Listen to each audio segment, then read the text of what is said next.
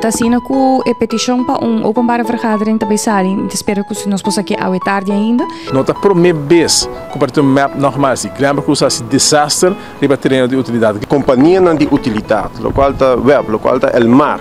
Não mina de ouro para patronagem político do país aqui. Da parte que nós temos oposição morto no sonho. Morto no sonho é simplesmente que para algum dia acaba.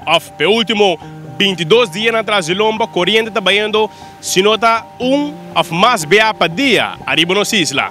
Oposição está muito ativa da imprensa e arriba Facebook questionando o ministro Guilherme Cruz e sua maneira de utilidade arriba nos isla. Pero não está para forçar de questionar, sino para dentro do parlamento de Aruba, é casa de pueblo. Nós temos 21 membros elegidos para o pueblo de Aruba, pero fora coalição não saca a pouco na nota vai chamar o ministro de para questionar arriba sua maneira.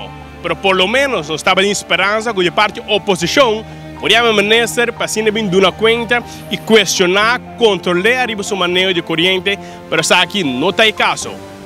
Foi o presidente do parlamento, Edgar Vrolijk, nós recebemos confirmação algum minuto passado, com nenhuma petição aderente para chamar o ministro Guilherme Cruz de casa do pueblo para se vir dar conta arriba sua manejo para algum desastroso, mirando que não por garantizar uma situação de suministro estável de corrente arriba nas islas.